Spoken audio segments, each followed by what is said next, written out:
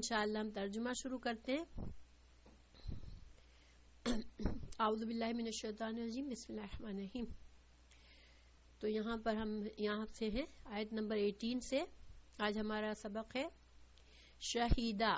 شہیدہ یہ آپ لوگوں کو اسم لگ رہا ہے یا فعل لگ رہا ہے؟ شہیدہ یہ فعل ماضی ہے. ماشاءاللہ فعل ماضی ہے. گواہی دی، ٹھیک ہے. شاہد، ہم شاہد کہتے ہیں نا، شاہد نام بھی رکھتے ہیں. اس کا مطلب کیا ہوتا ہے کہ جو گواہی دیتا ہے. اور شاہد کا لفظ ایکچولی ترجمہ، لفظی ترجمہ کیا ہے؟ کوئی حاضر ہو، پریزنٹ ہو، ٹھیک ہے. اس کو کہیں کسی موقع پر جو حاضر لوگ ہوتے ہیں ان کو شاہد کہتے ہیں. تو شہیدہ گواہی دی اللہ نے. اور یہاں پر اللہ سبحانہ تعالیٰ کا گواہی دینا ایسا نہیں ہے جیسے کہ ہمارے ذہن میں آتا ہے کہ جیسے کوئی کورٹ میں جا کے گواہی پیش کی جاتی ہے، یا تو یہ نہیں. اللہ سبحانہ تعالیٰ ہمیں آگاہ کر رہے ہیں، ہمیں بتا رہے ہیں، ٹھیک ہے. یہاں یہ مطلب ہے. اور جو بتائے گا کون؟ ظاہری بات ہے کہ جس نے کوئی چیز دیکھی ہوگی وہی بتائے گا نا. یعنی جس کو حق بات پتا ہوگی، جس کو معاملہ پتا ہوگا وہ بتائے گا. یہاں پر اللہ سبحانہ تعالیٰ ہمیں آگاہ کر رہے ہیں، ہمیں بتا رہے ہیں، ٹھیک ہے. یا اللہ سبحانہ تعالیٰ کے لیے ہم اس طرح سے سمجھیں گے کہ اللہ تعالیٰ ہمیں کس چیز سے آگاہ کر رہے ہیں؟ انہو، بے شک وہ، لا الہ، نہیں کوئی الہ، الا ہو، مگر وہی، ٹھیک ہے. تو اللہ سبحانہ تعالیٰ ہمیں آگاہ کر رہے ہیں کہ یہاں کہ کوئی الہ نہیں، کوئی الہ برحق نہیں الا اللہ سبحانہ تعالیٰ کے علاوہ. اور الملائکۃ، اور فرشتے، اور اللہ کے فرشتے بھی گواہی دے رہے ہیں. اچھا، جب فرشتے ہمیں گواہی دے رہے ہیں تو فرشتوں کی گواہی چونکہ فرشتے وہ مخلوق ہے جو اللہ اور بندوں کے درمیان ایک رابطہ ہے نا، کہ اللہ سبحانہ تعالیٰ کے احکامات فرشتوں کے ذریعے آتے ہیں ہم رسولوں پر، اور پھر رسولوں کے ذریعے لوگوں کے پاس آتے ہیں. تو فرشتوں کو بھی اللہ سبحانہ تعالیٰ نے اس گواہی میں شامل کیا. اور ایک طرح سے یہ فرشتوں کی عظمت ہے، ٹھیک ہے نا. چونکہ اللہ سبحانہ تعالیٰ اگر ہمیں کوئی بات بتا رہے ہیں تو پھر کسی اور گواہ کی ضرورت ہے ہی نہیں، ٹھیک ہے. لیکن یہ اللہ سبحانہ تعالیٰ نے فرشتوں کو ایک فضیلت دی ہے کہ فرشتوں کا نام اللہ سبحانہ تعالیٰ نے اس گواہی میں شامل رکھا کہ فرشتے بھی یہ گواہی دے رہے ہیں. وَأُولُو الْعِلْمِ، اور علم والے. اولو العلم کا لفظ ہم پہلے بھی پڑھ چکے ہیں. اور اولو العلم، ٹھیک ہے. اولو العلم کا اگر ہم واحد کریں تو کیا بنے گا؟ کسی کو آتا ہے؟ اولو العلم، اولو والے، اس کا واحد کیا ہے؟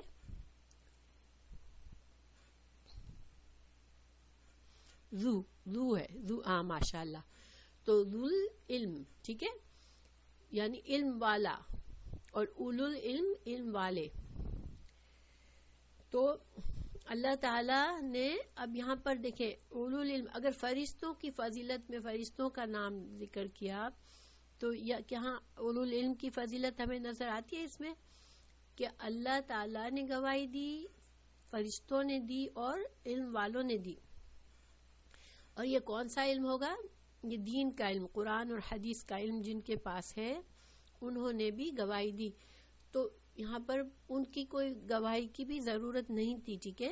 لیکن یہ اللہ سبحانہ تعالیٰ نے دین کا علم رکھنے والوں کی فضیلت کے لیے اللہ نے یہاں ذکر کیا. اور یہ وہ لوگ ہیں جو کہ صحیح علم رکھتے ہیں. دیکھیں علم کا جو دین کا علم ہے وہ صحیح اور سچا علم کہاں پر ہے؟ ہمیں کہاں سے ملتا ہے سچا صحیح علم جس کو ہم سمجھے کہ ہاں یہ حق ہے، برحق ہے، اس میں کوئی شک نہیں ہے؟ وہ قرآن اور حدیث سے ملتا ہے.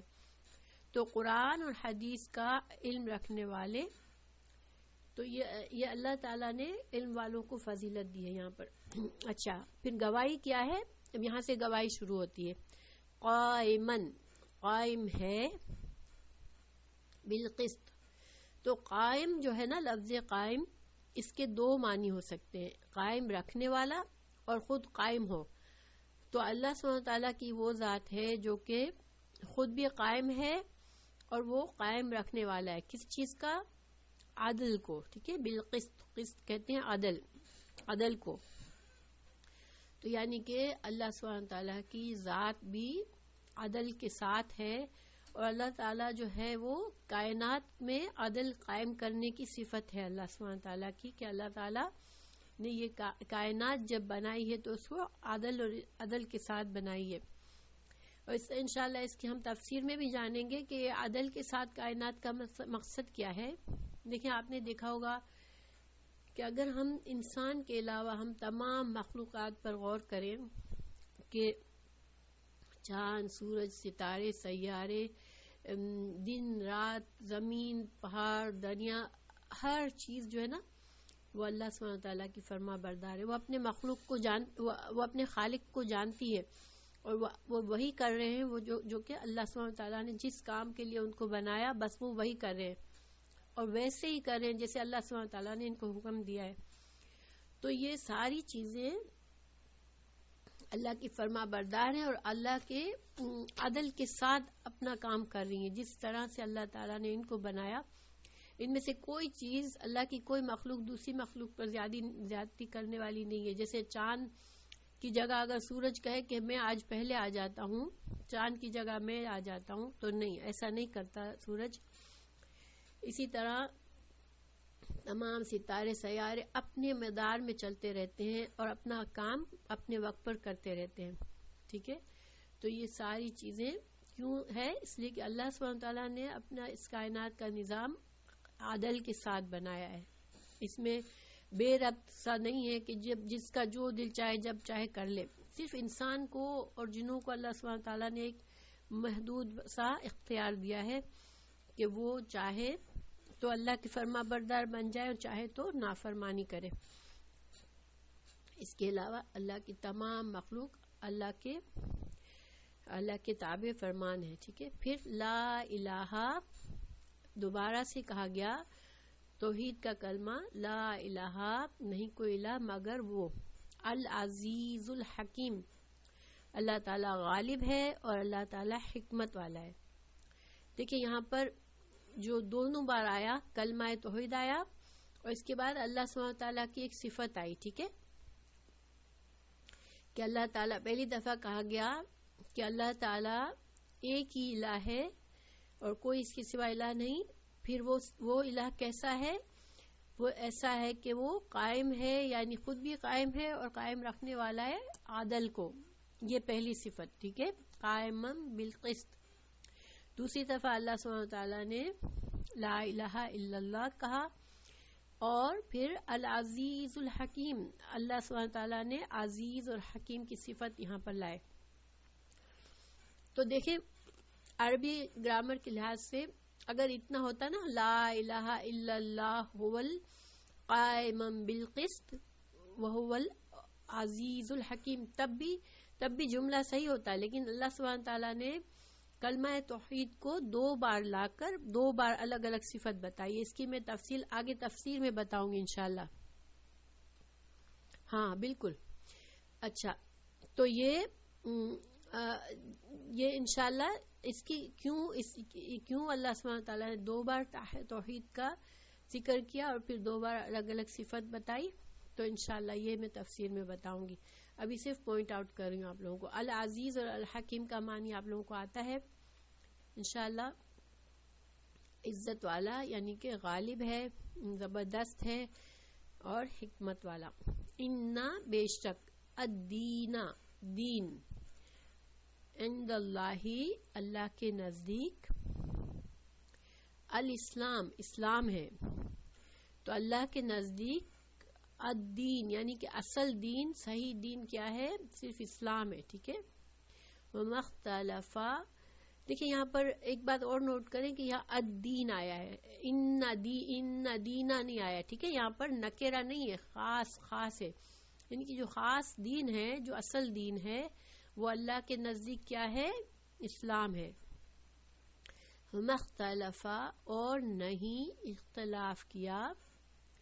اور یہاں پر ماں کا ترجمہ دیکھا ہم نے نہیں کیا ہے، ورنہ ماں کا ترجمہ ایک اور بھی ہوتا ہے. وہ کیا ہوتا ہے؟ جو.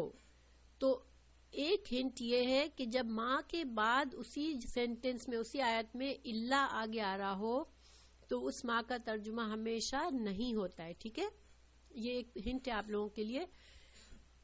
ورنہ ماں جو ہے, ماں کا ترجمہ جو بھی ہو سکتا ہے. ماں کے 3 طرح کے ترجمے ہو سکتے ہیں, تو یہاں پر ماں کا ترجمہ نہیں ہے. دوبارہ بتاؤں, دیکھیں ماں جو ہے نا, لفظ ماں عام طور پر اس کا ترجمہ جو کرتے ہیں نا, لیکن کبھی کبھی نہیں بھی کرتے ہیں. تو جو نہیں جب کرتے ہیں تو ایک نشانی یہ ہے کہ جب ماں کا ترجمہ نہیں میں ہم کرتے ہیں تو اس کی ایک نشانی یہ کہ اسی آیت میں دیکھیں یہاں پر اللہ آیا ہے, اللہ نظر آ رہا ہے. تو جب کسی آیت میں ماں اور اللہ دونوں آتے ہیں نا, تو وہ ماں جو ہے وہ نہیں کے معنی میں ہوتا ہے. یہ بات سمجھ میں آ گئی؟ چلے الحمدللہ. وما اختلف, نہیں اختلافت کیا. ہاں بالکل صحیح بات آپ نے کہی فسیا, کہ یہ اسی طرح سے انگلش میں بھی آتا ہے. اچھا, نہیں اختلاف کیا, اختلافا, خلفا, اختلافا. تو اس میں روٹ ورڈ کیا ہے اختلافا کا؟ روٹ ورڈ کسی کو سمجھ آ رہا ہے یہاں پر اختلافا کا؟ خا لام فا, خا لام فا. ٹھیک ہے, یہ تا جو ہے یہ روٹ ورڈ کی نہیں ہے. یہ تا بیچ میں جب آتی ہے تو عام طور پر اس لیے آتی ہے کہ دو پارٹیز ہوتی ہیں کام کرنے والی. تو چونکہ اختلاف میں 2 سائڈز ہوتی ہے نا, 2 لوگ ہوتے ہیں جبھی تو اختلاف ہوتا ہے. تو نہیں اختلاف کیا الذین, ان لوگوں نے, اوتو جو دیے گئے. یہ فعل معروف ہے یا مجہول ہے, یا اس کا پیسیو ہے یا ایکٹیو؟ اوتو دیے گئے, پیسیو ہے نا. ہاں, اس کو پیسیو کو عربی میں مجہول کہتے ہیں. ٹھیک ہے, اور جب ایکٹیو ہوتا ہے تو اس کو معروف کہتے ہیں. اچھا, اوتو جو دیے گئے, الکتابہ کتاب. تو نہیں اختلاف کیا ان لوگوں نے جو دیے گئے کتاب, الا مگر, من بعدی اس کے بعد, ما جو,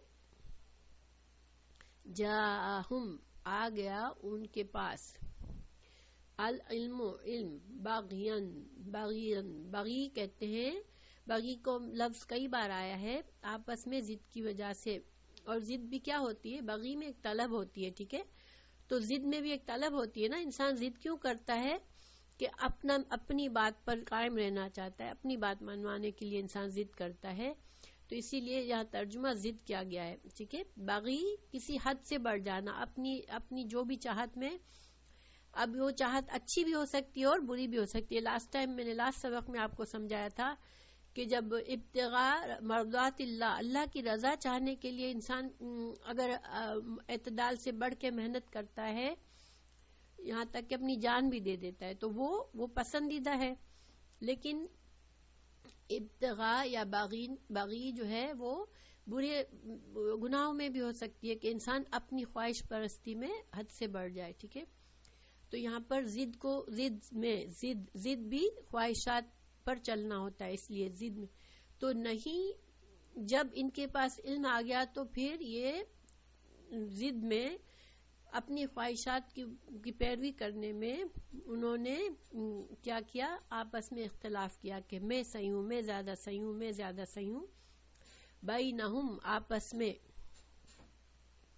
وَمَن یکفر, اور جو کوئی کفر کرے گا, بِآیاتِ اللہ, اللہ کی آیات کے ساتھ, فَإِنَّ اللَّهَ, تو بے شک اللہ تعالی, سریع الحساب, جلد ہے حساب لینے میں. تو یہاں اللہ سبحانہ وتعالی نے بتا دیا کہ ان لوگوں کو انہوں نے اختلاف دین میں کیا. اللہ نے تو دین اسلامی شروع سے یہ دین اسلامی دیا. یعنی یہاں پر یہ اشارہ کیا ہے کہ ایون بنی اسرائیل کو, ایون یہود اور نصارہ کو بھی جو دین دیا گیا تھا وہ کیا تھا, اسلامی تھا. ٹھیک ہے, اللہ کے نزدیک تو دین اسلام ہی ہے شروع سے. مگر انہوں نے اختلاف ضد کی وجہ سے کیا، اور پھر کوئی یہودی بن گیا اور کوئی نصارہ بن گیا. ٹھیک ہے، اور اسی وجہ سے آگے اللہ سبحانہ تعالیٰ نے فرمایا کہ ان لوگوں نے ایسا کر کے کیا کیا ہے، کفر کیا ہے. تو جو کفر کرتا ہے اللہ کی آیات کے ساتھ، چونکہ اللہ کی آیات نے تو ان کو یہی بتایا تھا کہ اللہ کے صحیح دین اسلام پر چلو، لیکن انہوں نے اپنی مرضی کا دین بنایا، تو انہوں نے کفر کیا اللہ کی آیات سے. تو بے شک جب اگر انہوں نے ایسا کیا ہے تو پھر اللہ تعالیٰ جو ہے وہ بہت جلد حساب لینے والا ہے. ٹھیک ہے، سریع الحساب. فَإِن پھر اگر حاجو جھگڑا کرے، حجت بازی کرے. حاجو جب ہم حجت بازی کرنا کہتے ہیں نا اردو میں، یہ اسی سے ہے. ٹھیک ہے، تو اگر یہ آپ سے جھگڑا کریں یا آپ سے بحث کریں دین کے بارے میں، تو آپ کیا کہیں، فَقُلْ آپ کہہ دیجئے، اسلمت میں نے سپرد کیا، وجہیہ کتنے الفاظ ہیں یہ، وجہیہ یہ کتنے الفاظ ہیں، 2 ماشاءاللہ 2 ہیں. وجہ کہتے ہیں چہرہ، اور یا میرا اپنا. ٹھیک ہے، یا متکلم کیے میرا چہرہ، میں نے اپنا چہرہ اللہ کی طرف. یعنی اس کا مطلب کیا ہے، چہرہ جب انسان کسی کی طرف کر دیتا ہے، اس کا مطلب ہے کہ اپنے چہرے کو سپرد کرنے سے کیا مطلب ہے یہاں کہ اپنے آپ کو، اپنی مرضی کو، اپنی خواہش کو میں نے اللہ کے آگے جھکا دیے، میں نے اللہ کی بات مان لی. اسلم تو میں نے سپرد کر دیا اپنا چہرہ، اپنی ذات اللہ کے لیے، للہ اللہ کے لیے. یہ بھی 2 الفاظ ہیں، للہ. ومن اور جو کوئی اتبعن جس نے میری پیروی کی. یعنی یہاں پر مطلب کیا ہے کہ جن لوگوں نے میری پیروی کی. ٹھیک ہے، یہاں پر ایسے ہے، میں نے تو سپرد کیا ہے اور جن لوگوں نے میری بات مانی ہے انہوں نے بھی، یہ مطلب ہے. ٹھیک ہے، تو ہم سب نے کیا کیا ہے، ہم نے اپنی ذات کو اللہ کے سپرد کر دیا ہے، یہ مطلب ہے. فَإِن پھر اگر حاجو کا وہ آپ سے جھگڑا کرے تو آپ کیا کہیں کہ اسلم تو میں نے سپرد کر دیا، وجہیہ اپنا چہرہ. پھر اس کے بعد دیکھیں یہ ہے ومن اتبعن اور جو کوئی میری پیروی کرے. ہم سب نے کیا کیا ہے، اللہ کے لیے اپنا چہرہ یعنی اپنی ذات اللہ کے سپرد کر دیے. اور یہاں پر من اتبعنی نون کے نیچے یہ زیر ہے نا، یہ اصل میں یا کی جگہ ہے، میری پیروی کرے. دیکھیں میری کا ترجمہ یہاں کہاں سے نکل رہا ہے، اتبعنی تو یہ نون سے نکل رہا ہے. ٹھیک ہے، نون زیر نی سے، یہ اصل میں تھا اتبعی. ٹھیک ہے، میری یا سے مطلب میری ہوتا ہے نا، تو یہ یا تھا یہاں پر. تو یہاں پر چونکہ عربی زبان میں الفاظ کو اگر یہاں پر یا لگا دیتے تو یہ میننگ اور نکل آتا، کیونکہ لفظ کی شکل بدل جاتی، اس لیے یہاں پر نون ڈالا ہے. تو من تابعنی جس نے میری پیروی کی، وقل اور آپ کہہ دیجئے، للذین ان لوگوں سے اوتوا الکتاب. دیکھیں یہ انڈائریکٹ خطاب ہے نا، میں نے کہا نا کہ اس میں اللہ سبحانہ تعالیٰ نے ان سے ڈائریکٹ خطاب کیا ہی نہیں ہے. تو آپ کہہ دیجئے ان لوگوں سے اوتوا الکتاب جن کو کتاب دی گئی، والامیین اور ان کو بھی جو کہ ان پڑھ ہیں. امیین جمع ہے یا واحد ہے، امیین جمع ہے. ٹھیک ہے، امی اس کی امی اس کا واحد ہوتا ہے. تو آپ کہہ دیجئے، اور امی کا ترجمہ وہ ہوتا ہے جس کو پاس اتنا علم ہے جو اس نے اپنی ماں سے سیکھ لیا، اس وجہ سے اس کو امی کہتے ہیں. تو جو مطلب کیا ہے کہ جن کو ایک تو اہل کتاب تھے جن کو اللہ کی کتاب کا علم تھا، اور ایک مشرکین عرب تھے جن کے پاس کوئی کتاب نہیں آئی تھی، تو وہ ان پڑھ تھے، یعنی کہ اللہ کی کتاب سے ان پڑھ تھے. ٹھیک ہے، یہ مطلب ہے. تو جو لوگ آپ کہہ دیجئے ان سے جو جن کو اللہ نے کتاب دی وہ اہل کتاب تھے، اور جن کو اللہ نے کتاب نہیں دی تھی وہ امی تھے، ان پڑھ تھے. ان سب سے کہہ دیجئے کیا اسلم تم، کیا تم اسلام لاتے ہو. تو فَإِن پھر اگر اسلموا پھر وہ اگر اسلام لے آئے، ٹھیک ہے، فقد تو تحقیق اہتدوا تو وہ ہدایت پا گئے، وَإِن اور اگر تولوا وہ منہ موڑ لیں، فَإِنَّمَا تو بے شک، انما دیکھیں فَإِنَّا ہوتا ہے بے شک، ٹھیک ہے، تو بے شک جب انما آ جائے نا تو پھر حسر آ جاتا ہے. حسر سے کیا مطلب ہے کہ پھر سوائے اس کے کچھ اور بات نہیں، ٹھیک ہے، بے شک سوائے اس کے کوئی بات نہیں ہے. یعنی کہ ایک تو بات کہنا کہ بے شک ایسا ہے، لیکن اگر ہم کہہ دیا جائے کہ بے شک یہ پکی بات ہے، اس کے سوا کوئی اور بات ہی نہیں ہے، تو یہاں یہ مطلب آ جاتا ہے، انما میں حسر پیدا ہو جاتا ہے. تو اگر وہ منہ موڑتے ہیں تو پھر کیا معاملہ ہے، کیوں منہ موڑ رہے ہیں؟ تو بے شک معاملہ صرف یہ ہے کہ آپ کو تو صرف پہنچانا ہے، ٹھیک ہے. یہاں پر یہ ہے مطلب کہ اگر وہ منہ موڑ رہے ہیں تو پھر آپ کے اوپر کوئی اور وہ نہیں ہے، آپ کو تو صرف اور صرف کیا کرنا ہے، آپ کو صرف پہنچانا ہے. آپ صرف رسول ہیں، آپ ان تک اللہ کا پیغام پہنچانے والے تھے. علیہ کا تجھ پر. اور میں نے آپ کو پچھلے سبق میں بتایا تھا کہ علیہ کا اور الیہ کا میں کچھ فرق ہوتا ہے، میں نے بتایا تھا، کسی کو یاد ہے؟ علیہ کا جب آتا ہے تو اس میں ایک کیا ہوتا ہے، ایک ذمہ داری کا احساس ہوتا ہے، ٹھیک ہے، کہ تم کو آپ پر یہ ذمہ داری ہے، ٹھیک ہے. اور الیہ کا میں ایک آپ کی طرف فضل اور کرم کی بات ہوتی ہے تو ہوتا ہے. مطلب یہ بات آپ لوگوں کو کسی کو یاد رہی ہے تھوڑی سی کہ علیہ کا اعلیٰ کے بعد کا آئے تو اس میں ذمہ داری ہوتی ہے. تو آپ کی ذمہ داری کتنی ہے؟ البلاغ، بلاغ پہنچانا ہے. بالغا سے ہے، بالغ بھی اسی لیے کہتے ہیں کہ بالغ ایک حد کو پہنچ جاتا ہے عمر میں، اس لیے اس کو بالغ کہتے ہیں.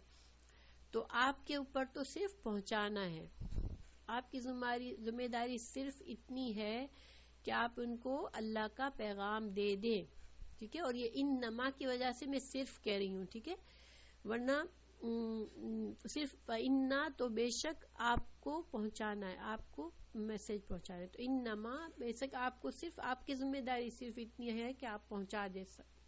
واللہ اور اللہ تعالی بصیر دیکھنے والا ہے بالعباد، بندوں کو اللہ دیکھ رہا ہے کہ کون اللہ کی بات مانتا ہے، کون نہیں مانتا، اور کون کیا عمل کرتا ہے. یہ اللہ کا کام ہے، آپ کا کام صرف پہنچانا ہے. ان بے شک الذین وہ لوگ.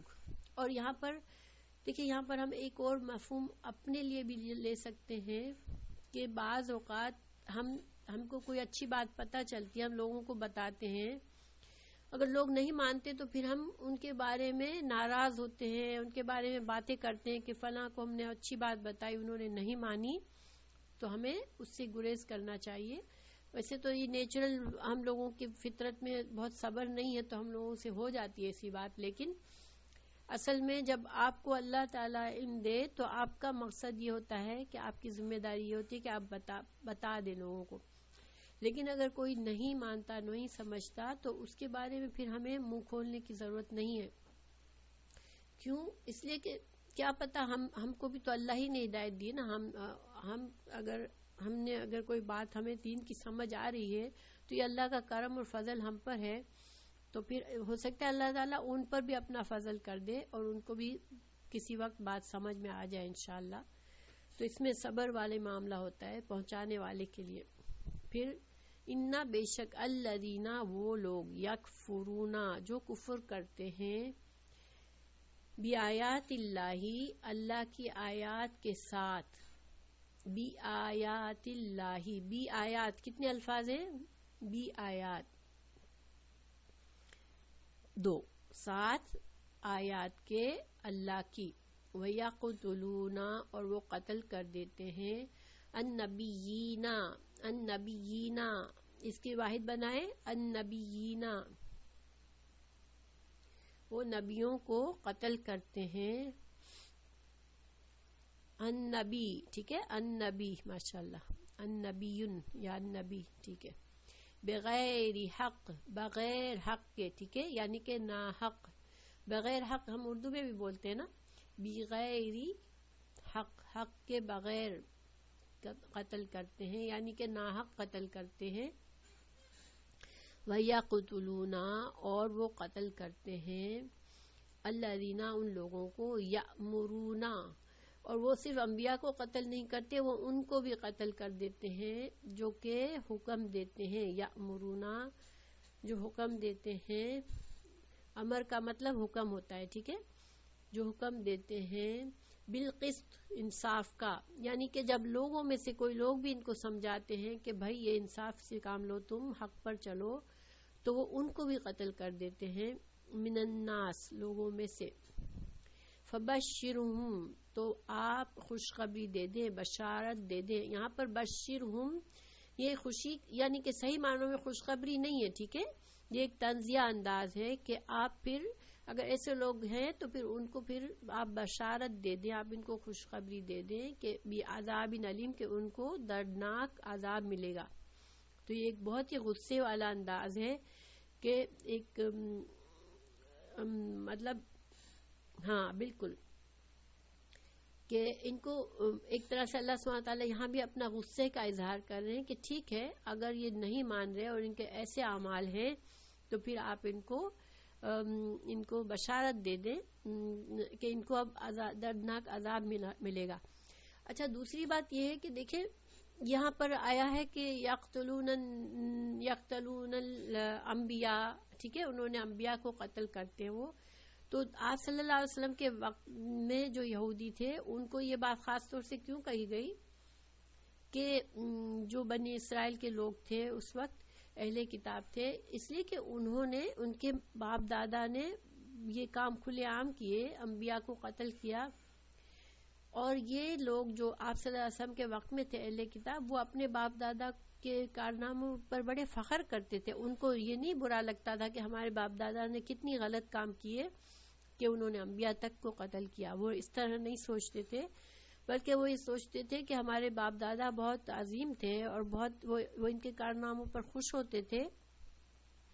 اس وجہ سے جب انسان ایک تو انسان خود برائی کرتا ہے، پھر کسی کے ایک رویہ ہوتا ہے کہ خود برائی نہیں بھی کر رہا بھی، لیکن دوسروں کی برائی پر بہت خوش ہوتا ہے، اس کا ساتھ دیتا ہے، چاہے وہ ایموشنلی ساتھ دے رہا ہے چاہے وہ زبانی ساتھ دے رہا ہے، تو اس کا مطلب ہے کہ پھر اس کا گناہ بھی وہی ہے. تو اس وجہ سے ان اہل کتاب کو بھی یہ دھمکی دی گئی کہ تم کو بھی عذاب عظیم علیم عذاب ملے گا، جیسے تمہارے جو باپ دادا کو ملا اور جو انہوں نے جو کارنامے کیے تم اس پر فخر کرتے ہو، ان کا ساتھ دیتے ہو، تو تمہارا بھی یہی حال ہونا ہے.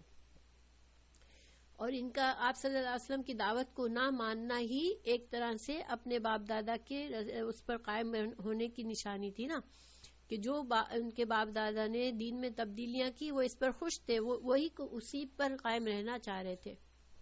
اور یہاں پر اس سے مطلب یہ کہ انسان کے لیے سوچنے کے لیے بھی ہے مقصد کہ دین جو ہے اللہ کا دین وہ صحیح علم سے آتا ہے. انسان جب بھی کبھی صرف باپ دادا سے جو کچھ مل گیا، جو اپنے خاندان سے اپنے رشتہ داروں سے جو سمجھ آ گئی، صرف اس کے اوپر انسان مطمئن نہ ہو جائے، بلکہ ہر انسان جب خود اللہ تعالیٰ جب وہ بالغ ہو جاتا ہے، سمجھدار ہوتا ہے، تو پھر اس کا فرض بنتا ہے کہ دین کے بارے میں وہ خود سے علم حاصل کرے.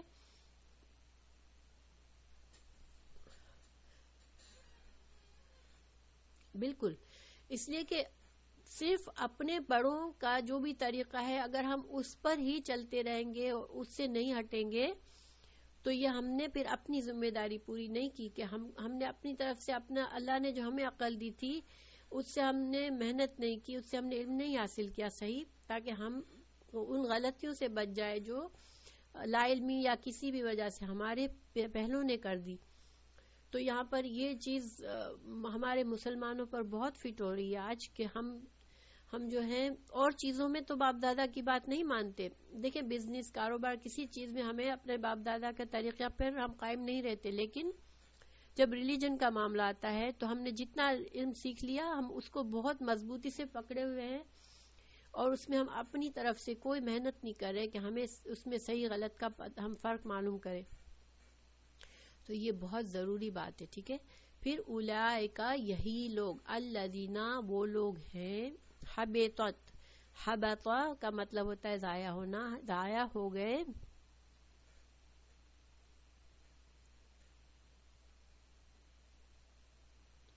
بالکل اللہ تعالی ہمارے ذہنوں کو کھول دے کہ اللہ تعالی ہمیں صحیح دین کی سمجھ دے. دیکھیں آج کل صحیح دین کو سمجھنے کے لیے بھی محنت اور اخلاص کی ضرورت ہے. اگر ہمارے اندر اخلاص نہیں ہے تو گمراہ کرنے والے بہت سارے بھی ہیں دنیا میں، اور انسان کے لیے غلط راستے پر بھٹکنا بہت آسان ہے.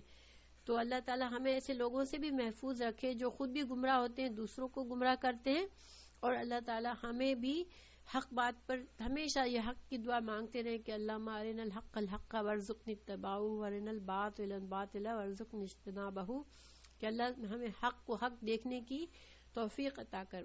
کیونکہ سب سے بڑا پرابلم یہ کہ انسان کو حق جو ہوتا ہے وہ حق نظر نہیں آتا، اور باطل ہوتا ہے وہ باطل نظر نہیں آتا، اس میں انسان بھٹک جاتا ہے. تو اللہ تعالی ہم سب کو محفوظ رکھے. پھر اولئک یہ وہ لوگ حبطت ضائع ہو گئے، اعمالہم ان کے اعمال.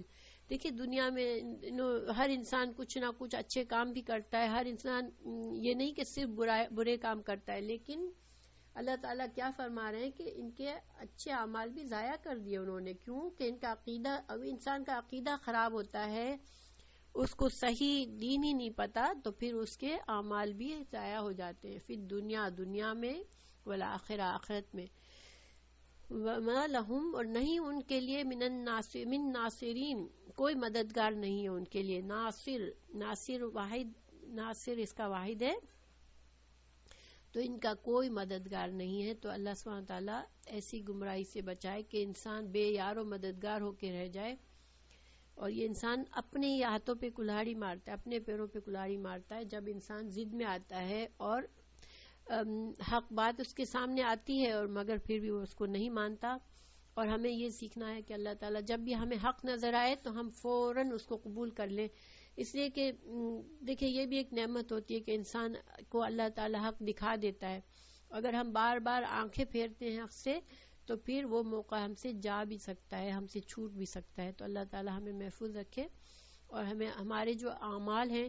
دیکھیں بعض لوگ یہ بحث کرتے ہیں کہ لوگ اہل کتاب میں اتنے اچھے لوگ بھی ہوتے ہیں، وہ کیوں جہنم میں جائیں گے.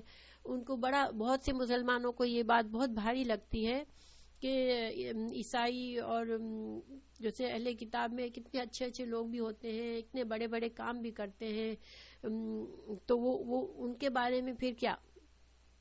تو پہلی بات تو یہ ہے کہ اللہ سبحانہ تعالیٰ ہی کو سچا علم ہے، کہ اللہ ہی لوگوں کے اندر جانتا ہے کہ لوگ کس نیت سے کام کر رہے ہیں. ٹھیک ہے، تو پھر اللہ تعالیٰ ان نیتوں کے لحاظ سے ان کو اجر دے گا. دوسری بات یہ ہے کہ انسان جو ہے اصل چیز نیکی اور عبادت کا جو روح جو ہے وہ ہے کہ انسان اللہ کو راضی کرنے کی نیت سے کرے. اگر سب سے بڑا کام جو ہے کہ وہ اپنے خالق کو نہ پہچانے اور اس کی مرضی کو نہ سمجھے اور اس کا شکر گزار نہ بنے، تو پھر باقی کی ساری چیزیں تو پھر بعد کی ہو جاتی ہے نا. پہلا فرض انسان پر کیا ہے؟ اللہ اپنے خالق کا فرض ہے نا، کہ اللہ ہی نے تو اسے سب کچھ دیا، اس کو صلاحیتیں بھی اللہ ہی نے دی ہیں کچھ کرنے کے لیے. تو اگر انسان اس کی ناشکری اور نافرمانی کرتا ہے تو پھر وہ اگر پھر کوئی بھی عمل کرتا ہے تو پھر وہ کس لیے کر رہا ہے؟ وہ اللہ کے لیے تو نہیں کر رہا. تو پھر اللہ پر کیوں واجب ہوگا کہ اللہ ان کو اجر دے؟ اچھا ٹھیک ہے، یہ سمجھنا چاہیے. دوسری بات یہ کہ یہ آیات بہت اہم کیوں ہے کہ اس سے ہمیں پتہ چلتا ہے کہ اہل کتاب کو دین پہنچانے کی کتنی کوشش کی گئی تھی. اللہ تعالیٰ نے دیکھیں سورہ بقرہ کے کتنی آیات میں اہل کتاب کا ذکر تھا، اور ابھی سورہ آل عمران مسلسل انہی کے بارے میں ہے. تو یہ ساری جد و جہد اس وقت کے اگر اہل کتاب ان کو تو سب سمجھ آ رہا تھا، وہ عربی بھی سمجھتے تھے. اگر اس وقت کے اہل کتاب اگر یہ ساری باتوں کو حق کو قبول کر لیتے، اور اس وقت جو ہے دیکھیں آج کے بیچارے آج کے جو عیسائی اور یہودی ہیں ان کو تو عام لوگوں کو تو کچھ بھی دین کا صحیح پتہ بھی نہیں ہے، لیکن ان لوگوں کو تو دین کا ابھی علم تھا کافی. 1400 سال پہلے عیسائیوں اور یہودیوں کے پاس دینی کتابیں تھی جو ان کو واضح طور پر بتا رہی تھی کہ رسول اللہ صلی اللہ علیہ وسلم کی ساری نشانیاں ان کو نظر آ رہی تھی، اور ان کے سامنے رسول اللہ صلی اللہ علیہ وسلم آئے، قرآن آیا، تو ان سارے دلائل کے باوجود انہوں نے نہیں مانا تھا، اور وہ ان کی ضد تھی اور کوئی بات نہیں تھی. تو پھر جب اس کا نقصان کتنا بڑا ہوا کہ دیکھیں آج تک ان کی اولادوں سے اولادیں سب محروم رہ گئی. آج کتنے عیسائی اور کتنے یہودی اچھے نیچر کے ہوتے ہیں، لیکن ان بیچاروں کو پتہ ہی نہیں کہ ان کے باپ داداؤں نے ان کے اوپر کیا ظلم کیا کہ ان کو حق سے محروم کر دیا. تو یہ ہم لوگوں کا بھی فرض بنتا ہے کہ اگر ہماری دوستیاں ہیں ایسے اہل کتاب سے جو ہمیں پتہ ہے کہ وہ اچھے لوگ ہیں اور وہ ہماری شاید بات پر غور بھی کریں گے، تو ہمیں ان کو کسی نہ کسی حد تک کوشش کرنی چاہیے کہ ان کو حق بات ہم بتائیں. ٹھیک ہے، حالانکہ یہ آج کے زمانے میں مشکل بھی ہوتا ہے کہ کوئی دین کے بارے میں دین کا ڈسکشن اتنا آسان نہیں ہوتا، لیکن انشاءاللہ اللہ تعالی ہمیں وہ ہمت دے کہ ہم اللہ کے بندوں تک پیغام پہنچائیں اللہ کے دین کا. آمین. تو اب انشاءاللہ ہم تفسیر کی طرف چلیں گے. اس سے پہلے میں تھوڑا سا تلاوت لگاتی ہوں. ہاں بالکل، تو ہم تفسیر کی طرف چلتے ہیں انشاءاللہ. تو ہم پچھلے سبق کا تھوڑا سا شروع سے خلاصہ، یہاں پر میں نے شروع سے نہیں لکھا ہے لیکن میں شروع سے تھوڑا سا کوئکلی چلتی ہوں کہ جیسا کہ میں نے پہلے بتایا ترجمے میں کہ یہ جو آیات ہیں یہ نجران کے وفد کی دعوت اسلام کے طور پر آئی. ٹھیک ہے، پھر اللہ سبحانہ تعالیٰ نے جیسے ان کو آرگیومنٹ کے طور پر ان کو پہلے بتایا کہ یہ قرآن اللہ تعالیٰ کی طرف سے نازل شدہ ہے، اور یہ بھی بتایا کہ تورات اور انجیل بھی اللہ ہی نے نازل فرمائی تھی پہلے، اور تورات اور انجیل اپنے اپنے وقتوں میں لوگوں کے لیے ہدایت کا ذریعہ تھی، لیکن چونکہ ان کے اندر تحریف کی گئی اور وقت کے ساتھ ساتھ انسان کی عقل میں بھی ارتقاء آتا ہے، تو اللہ تعالیٰ نے جو مناسب سمجھا کہ اب دیکھیں قانون سازی دنیا میں بھی ہم دیکھتے ہیں کہ قانون کو ریوائیو کیا جاتا ہے، اس میں تبدیلیاں کی جاتی ہیں، اس کو اپ گریڈ کیا جاتا ہے، کیونکہ انسان کی عقل سمجھ ریسورسز میں چینجز آتی رہتی ہیں اور اسی لحاظ سے قوانین کو نافذ کیا جاتا ہے. تو اللہ سبحانہ تعالیٰ نے قرآن میں وہ فائنل قوانین نازل فرمائے جو کہ اب جو دنیا کے جو انسان کی عقل جتنی ایڈوانس ہو چکی تھی اور جتنی ہونے والی تھی، اب اس سب کو اللہ سبحانہ تعالیٰ نے ان سب کے لحاظ سے جو نئے قوانین جن کو تبدیلی کرنی تھی ان کو تبدیل کر دیا، اور جو یہود اور نصارہ نے اپنی کتابوں میں خود سے تبدیلیاں کر لی تھی ان کو واضح کر دیا قرآن نے. یعنی قرآن فرقان بن کر آیا. اللہ سبحانہ تعالیٰ نے قرآن کو فرقان کہا کہ اب یہ جو ہے کسوٹی ہے، اس میں جو بات ہے تم اس سے مطابق جو باتیں ہیں کہیں بھی تورات میں انجیل میں تو وہ حق ہے، لیکن اس سے ہٹ کر جو باتیں ہیں اب وہ ان پر عمل نہیں ہوگا. تو یہ واضح کیا اللہ سبحانہ تعالیٰ نے کہ جن کی حق کوئی دعوت کو اب یہ بتانے کے بعد اللہ سبحانہ تعالیٰ نے بتا دیا کہ اگر اب اس حق کو کوئی نہیں مانے گا تو پھر وہ اس کے لیے سخت عذاب کی اللہ تعالیٰ نے وعید بھی سنا دی، اور یہ واضح بھی کیا کہ اللہ تعالیٰ نے ان کے حق کی دعوت کو نہ قبول کرنے اور رسول اللہ صلی اللہ علیہ وسلم کو جو دین لائے اس کو نہ ماننے کی وجہ سے یہ جو ساری باتیں ہیں اللہ اس سے غافل نہیں ہے. ٹھیک ہے، یعنی انسان جو ہے جب بغاوت پر آتا ہے تو یہ بھول جاتا ہے کہ میں اللہ سبحانہ تعالیٰ سے بغاوت کر رہا ہوں جس کو تو ہر چیز پتہ ہے، اس سے کچھ چھپا ہوا نہیں ہے. تو اللہ تعالیٰ نے ان کو واضح کر دیا کہ مجھے ہر چیز پتہ ہے، میں دیکھ رہا ہوں تمہاری نیتوں کو اور تم جو تمہارے اندر چھپا ہوا ہے اور تم کیوں حق کو قبول نہیں کرتے ہو. پھر اللہ تعالیٰ نے اپنی قدرت کا یہ ایک اور بات بتائی کہ اللہ کی ذات وہ ہے جو کہ ماں کے پیٹ میں صورتیں بناتا ہے، شکلیں بناتا ہے، تو پھر وہ کیسے اس سے کوئی بات چھپی ہوئی ہوگی. پھر ساتھ ہی ساتھ اس آیت میں یہ بھی اشارہ بتا دیا کہ حضرت عیسیٰ علیہ السلام کو تم الہ مانتے ہو، مگر وہ الہ کیسے ہو سکتے ہیں؟ ان کی تخلیق بھی ماں کے پیٹ میں ہوئی، تو وہ الہ نہیں ہو سکتے. الہ تو وہ ہوتا ہے جو خود قائم ہو اور دوسروں کو قائم کرے، لیکن جس کو پیدا ہونے کے لیے ماں کی ضرورت ہے تو وہ الہ نہیں ہو سکتے. ٹھیک ہے. پھر اللہ تعالیٰ نے آگے بتایا آیت 7 سے 13 تک میں کہ قرآن حق کے ساتھ نازل ہوا ہے اور اس میں محکم اور متشابہات دونوں طرح کی آیات ہیں. تو جو لوگ حق پر چلنا چاہتے ہیں وہ محکم اور واضح آیات پر، احکامات پر کو سمجھتے ہیں، سیکھتے ہیں اور اس کے مطابق عمل کرتے ہیں. لیکن جن کے دلوں میں ٹیڑھ ہوتی ہے تو وہ متشابہات کے پیچھے پڑتے ہیں اور اسی میں آزمائش میں اور فتنے میں پڑ جاتے ہیں، خود بھی اور دوسروں کو بھی فتنے میں ڈالتے ہیں. اور متشابہات کا علم جو ہے، ان کی اصل حقیقت صرف اللہ کو معلوم ہے، لیکن اس کا جو ہے علم علم میں جو راسخ لوگ ہوتے ہیں ان کو اللہ تعالیٰ ان کی تعویل، ان کا مفہوم سکھا دیتے ہیں. اور مقصد کیا ہے یہاں پر یہ بات بتانے کا کہ لوگ اگر اتنی واضح باتوں کے باوجود بھی اگر حق سے ہٹتے ہیں تو ان کے دلوں میں ٹیڑھ ہوتی ہے. پھر اللہ تعالیٰ نے اہل ایمان کو دعا بھی سکھائی کہ اللہ تعالیٰ ہمارے دلوں کو ٹیڑھا مت ہونے دینا. ٹھیک ہے. پھر اللہ تعالیٰ نے فرمایا کہ جو لوگ کامیاب وہ ہوں گے جو کہ اللہ کے حق کو مانیں گے، اور پھر جو لوگ نہیں مانیں گے ان کے لیے عذاب ہے. جیسے کہ فرعون کی مثال دی کہ فرعون جو تھا دنیا میں اس کو بہت کچھ ملا، لیکن اس کا انجام بھی بہت برا ہوا، رسوا ہوا، دنیا میں بھی اور آخرت میں بھی ہوگا. تو یہ ایک طرح سے ان کو وعید دی گئی کہ جو تم کفر کی روش سے ہٹ جاؤ. اہل کتاب کو یہ ایک طرح سے دھمکی دی گئی. اور ساتھ ساتھ جنگ بدر کا اس طرف اشارہ کیا کہ کس طرح اللہ نے مسلمانوں کو اتنی بڑی کامیابی دی کیونکہ وہ حق پر تھے، اور کافروں کو بڑی تعداد میں ہونے کے باوجود بھی کیوں شکست ہوئی کہ وہ ناحق تھے.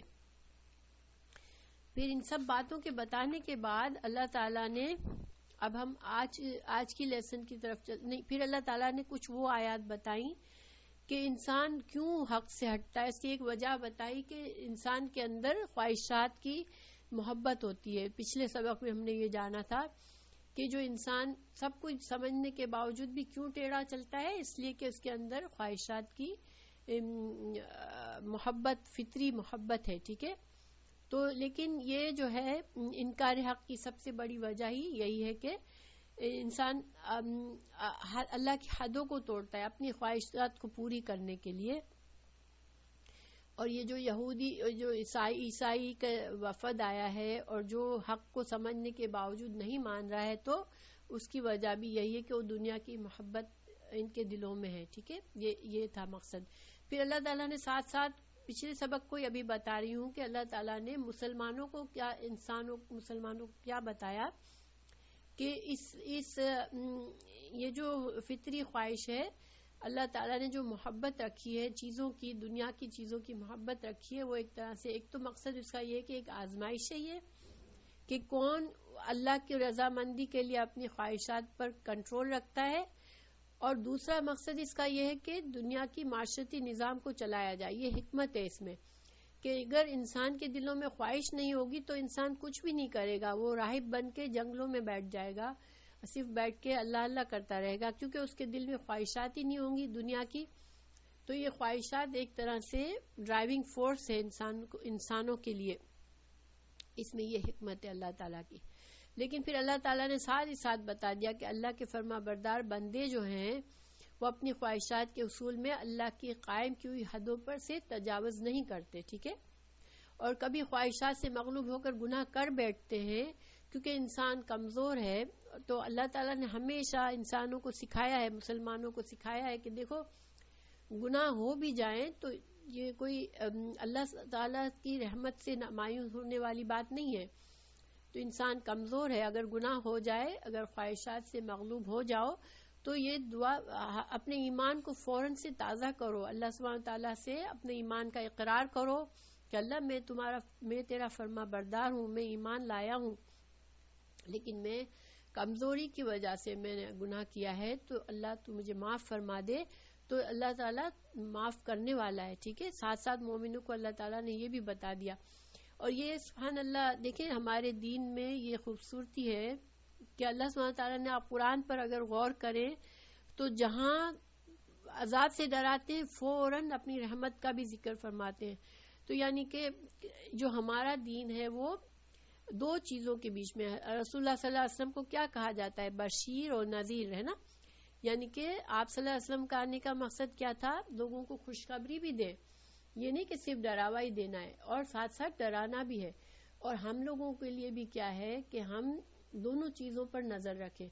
ہمارا پرابلم آج کیا ہے کہ ہم صرف اچھی بات سننا چاہتے ہیں. ہمیں کوئی اگر دوزخ سے ڈراتا ہے، موت سے ڈراتا ہے، قبر سے ڈراتا ہے تو ہم گھبرا جاتے ہیں کہ بھئی ایسی باتیں ہمیں نہیں اچھی لگتی.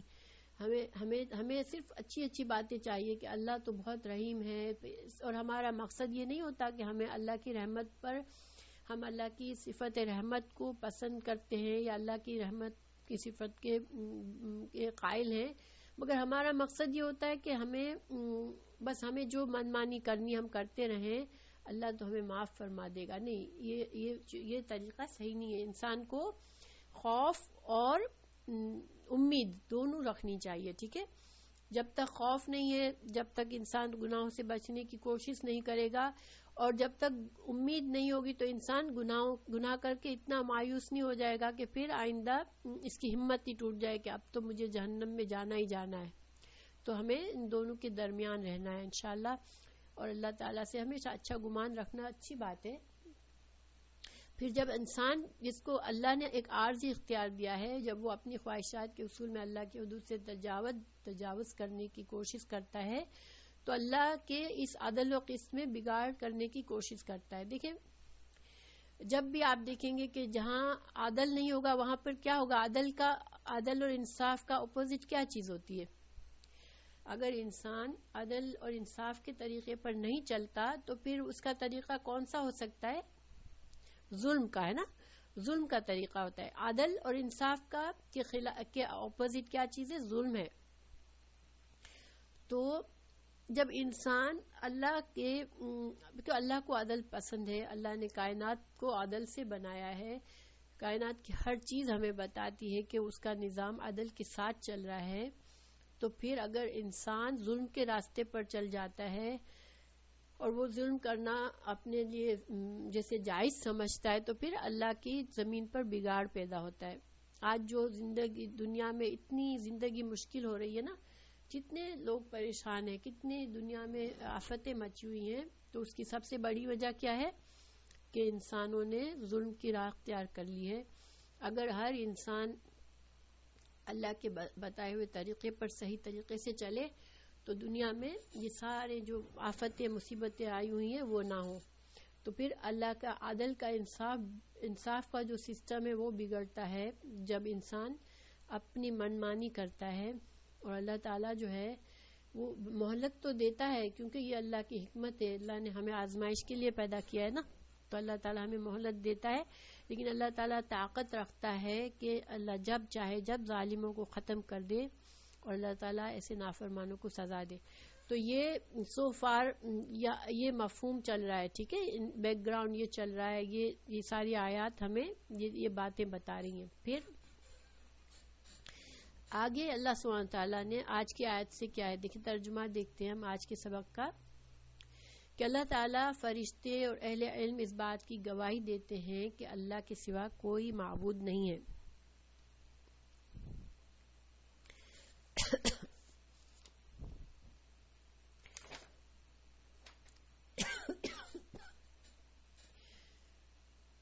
اور وہ عدل کو قائم رکھنے والا ہے اور غالب اور حکمت والے کے سوا کوئی عبادت کے لائق نہیں ہے.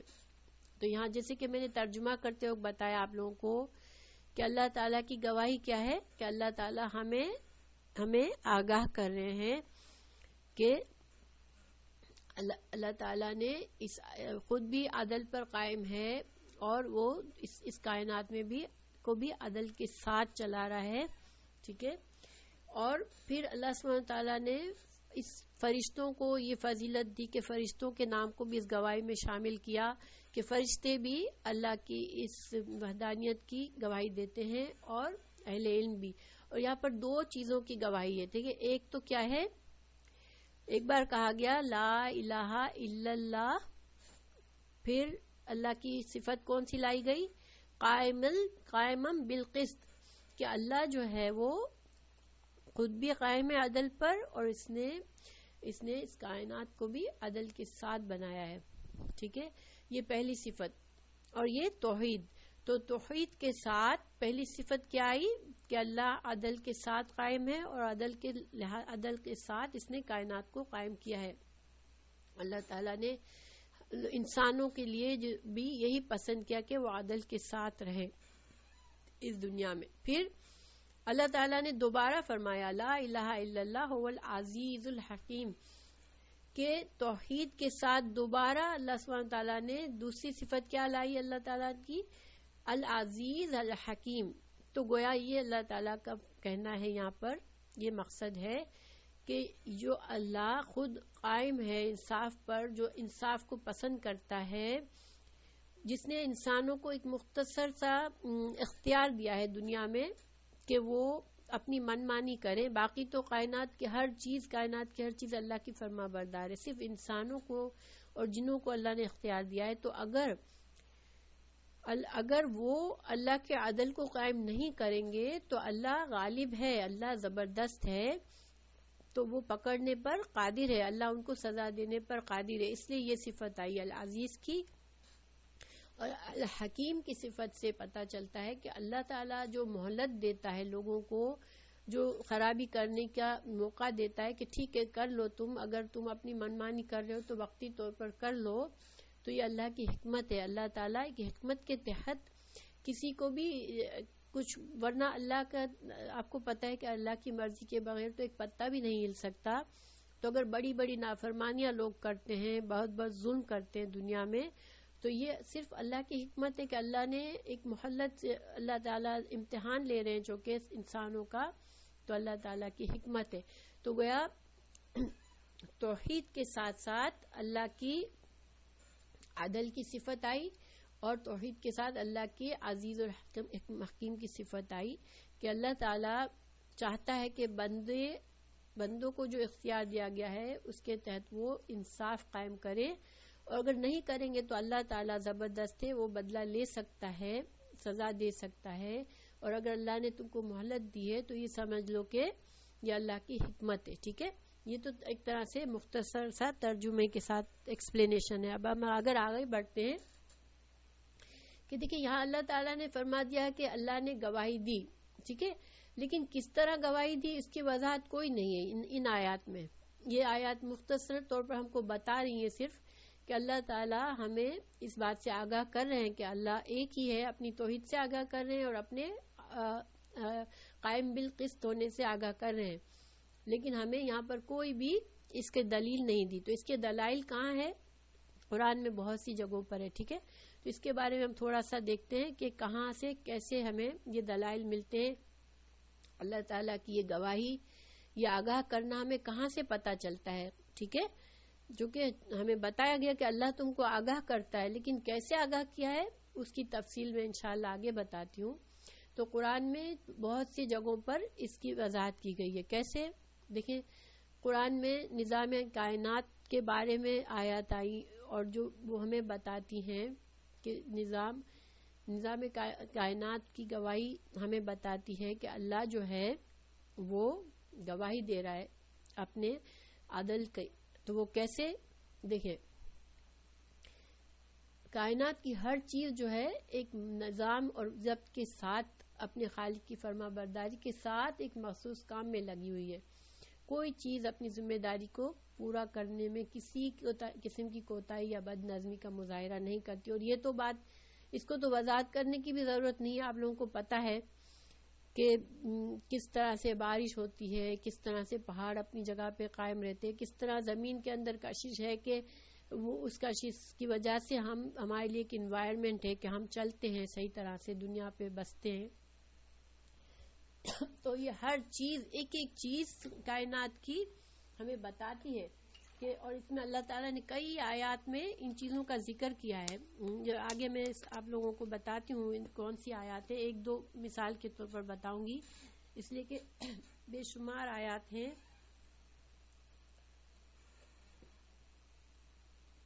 جو اللہ تعالیٰ نے کائنات کی چیزوں کا ذکر کیا ہے کہ کس طرح سے اللہ تعالیٰ نے کہ کائنات کی چیزیں ہمیں گواہی دے رہی ہیں. اگر ہم ان پر غور کریں تو ہمیں فوراً پتہ چلتا ہے نمبر 1 کہ اللہ ان کا بنانے والا صرف ایک ہی ہے. ٹھیک ہے، کیونکہ یہ ساری چیزیں ایک ہم آہنگی کے ساتھ کام کر رہی ہیں. ہر کوئی جیسے ایک چیز دوسرے کی مدد کرتی ہے. جس طرح سے دیکھیں بارش کے لیے سمندر سے پانی اٹھتا ہے، پھر بادل جمع ہوتے ہیں، پھر بادل سے برستا ہے، یعنی اس میں ہر زمین سے لے کر آسمان تک ہر چیز کی کا عمل جو ہے وہ شامل ہوتا ہے.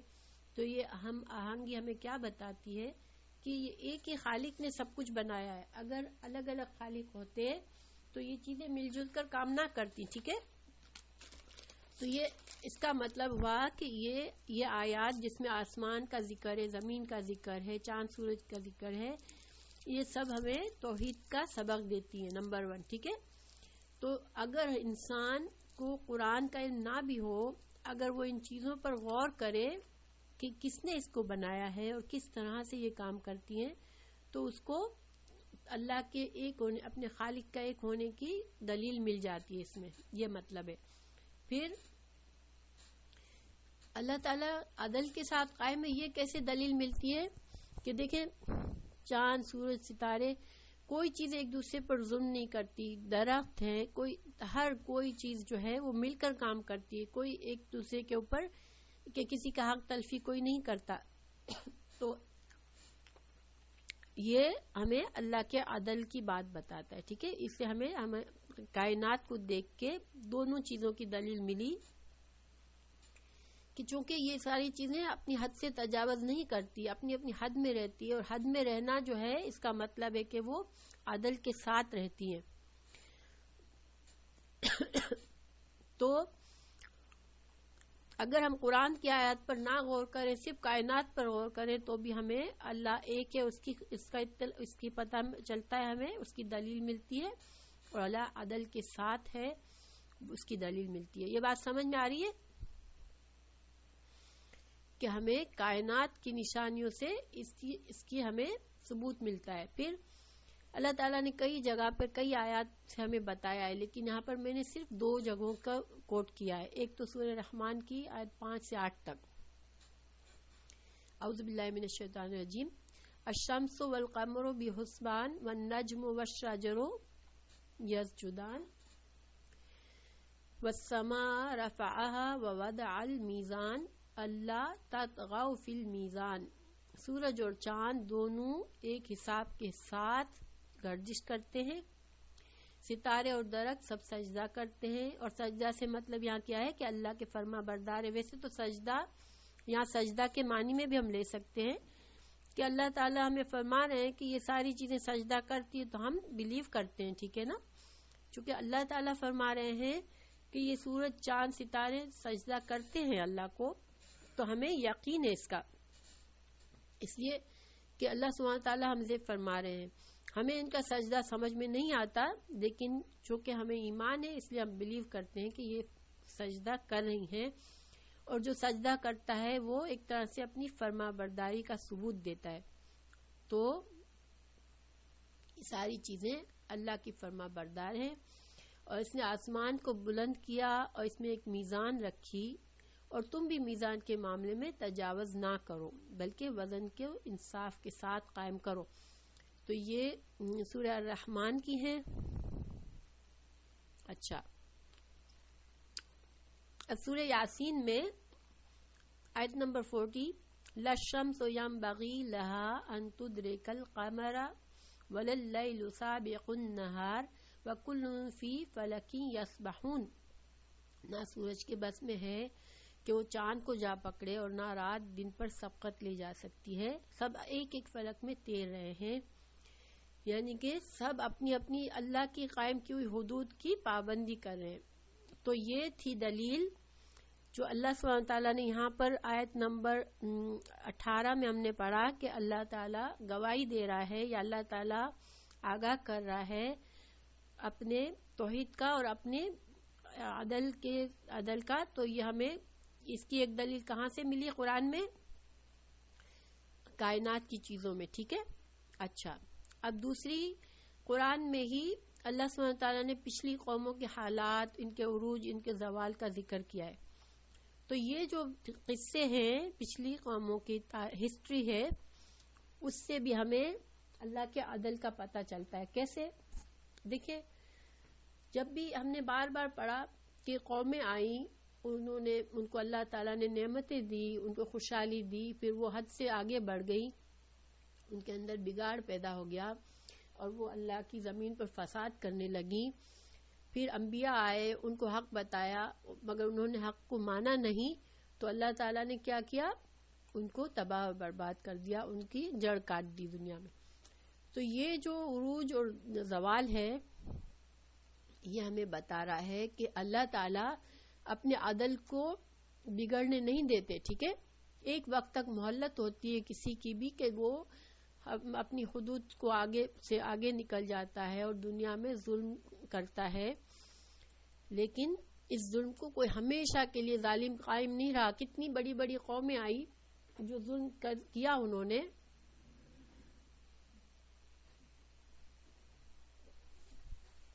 لیکن وہ ہمیشہ نہیں رہے. ٹھیک ہے. یہ اللہ کا عدل تھا کہ اللہ نے ان کو پکڑا اور ان کو زمین سے ان کا نشان مٹا دیا. ٹھیک ہے. تو جب ہم یہ پڑھتے ہیں تو ہمیں اس سے ثبوت ملتا ہے کہ واقعی اللہ سبحانہ تعالیٰ جو ہے وہ عدل کے ساتھ اس دنیا کو چلا رہے ہیں. یہ بات کلیئر ہوئی؟ انشاءاللہ یہ پوائنٹ بھی سمجھ میں آ گیا آپ لوگوں کے. صحیح ہے. اب دیکھیں، انسان کی اپنی فطرت میں گواہی رکھی اللہ نے. ٹھیک ہے. اللہ تعالیٰ نے انسان کو فطرت سلیم پر پیدا کیا ہے، اور اس کو طبعی طور پر سچا سکون اور خوشی کیسے ملتی ہے؟ کہ اللہ کی وحدانیت پر ایمان لائے اور اس کے کیے ہوئے عدل اور انصاف پر زندگی گزارنے سے.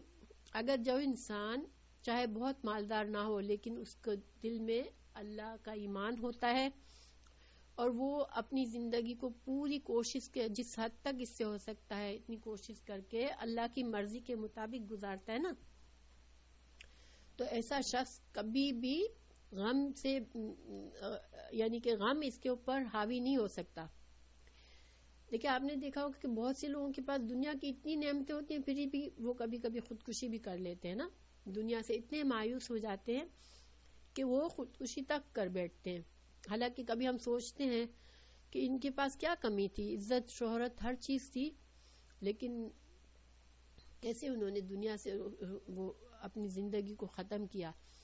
لیکن ایک سچا مسلمان ہوتا ہے جس کے دل میں اللہ کا پیار ہوتا ہے، اللہ کا خوف ہوتا ہے، وہ اللہ کی مرضی کے مطابق گزار رہا ہوتا ہے، تو اس کے دل میں ایک سکون ہوتا ہے، چاہے اس کو دنیا کی بہت سی نعمتیں نہ ملی ہو. اور دیکھیں، ہمارا اندر اس بات کی گواہی دیتا ہے. آپ لوگ خود اپنے آپ کو پوچھ سکتے ہیں کہ جب آپ کوئی نیکی کا کام کرتے ہیں، جب قرآن کو بہت اخلاص کے ساتھ پڑھتے ہیں، سنتے ہیں، تو ایک سچی خوشی دل میں محسوس ہوتی ہے کبھی آپ لوگوں کو، جو بہت ہی جیسے پیسفل قسم کا انسان کے اندر ایک سکون محسوس ہوتا ہے نا. اور جب ہم بعض اوقات ہم جیسے پڑھتے پڑھتے قرآن سے ایک تعلق ٹوٹ جاتا ہے ہمارا وقتی طور پر، ہم دنیا کی چیزوں میں بزی ہو جاتے ہیں، تو کیا ایک بے چینی ہوتی ہے؟ حالانکہ ہم اچھے کام کر رہے ہوتے ہیں، انجوائے کر رہے ہوتے ہیں، کہیں گھوم پھر رہے ہوتے ہیں بہت، یا تفریح کر رہے ہوتے ہیں، کچھ بھی کر رہے ہوتے ہیں، لیکن ایک دل کے اندر بے چینی ہوتی ہے نا. وہ کیوں ہوتی ہے؟ کہ اللہ نے ہماری فطرت میں سچائی رکھی ہوئی ہے. اللہ تعالیٰ نے ہمارا اندر ہمیں گواہی دیتا ہے کہ نہیں، دیکھو تمہارے لیے سچی خوشی کیا ہے کہ تم اپنے اللہ، واحد اللہ جو تمہارا خالق ہے، اس کے فرما بردار بن کے رہو. اس کو اگر ہمیں احساس ہوتا ہے کہ اللہ کو ہم نے ناراض کرنے والا کوئی کام کیا ہے، تو خود بخود دل پریشان ہو جاتا ہے، چاہے ہمیں وقتی طور پر اس کام میں بہت لذت محسوس ہوئی ہو، لیکن بعد میں یا ایون کرتے وقت بھی ایک دل کے اندر بے چینی اور خالش ہوتی ہے، تو یہ ہمارے اندر کی گواہی ہے کہ اللہ کی توحید اور اللہ کا عدل، کہ اللہ تعالیٰ کو کیا پسند ہے، عدل کا طریقہ پسند ہے کہ میرے بندے میرے فرما بردار بن کے رہیں، جس طرح اللہ نے چاہا ہم ایسے بن کے رہیں، تو اس سے ہمارے دل میں سچی خوشی محسوس ہوتی ہے۔ آپ نے دیکھا ہوگا بعض لوگ کہ دین کی بات پر اتنے مضبوط ہوتے ہیں کہ وہ اس سے ہٹنے کے لیے اپنی جان تک دینے کو تیار ہو جاتے ہیں۔ سبحان اللہ، ان کا ایمان اتنا مضبوط ہوتا ہے کہ ان کے نزدیک کوئی اور خوشی نہیں ہوتی، اللہ کو ناراض کرنے کے بعد کوئی خوشی ان کے دل میں نہیں رہتی۔ تو اللہ تعالی ہمیں بھی ایسی محبت دے اپنی کہ انشاءاللہ ہمارے لیے آسان ہو جائے۔ دیکھیں آج ہمارے لیے آسان نہیں ہے بہت کہ ہم اللہ کی رضامندی کے مطابق چلیں، اور ہم چاہتے بھی ہیں مگر ہم ہر کام اللہ کی خوشنودی کے لحاظ سے نہیں کر پاتے۔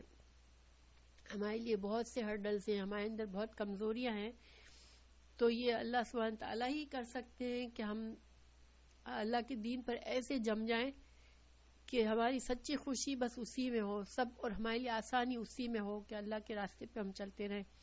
تو یہ اللہ تعالیٰ اگر ہمیں ایسا کر دے تو اللہ تعالیٰ کی بہت بڑا ہم پر انعام ہوگا۔ اللہم اجعلنا منہم، آمین۔ تو اس کی قرآن میں بھی قرآن کی آیت بھی ہمیں یہ بات بتاتی ہے۔ کیسے بتاتی ہے؟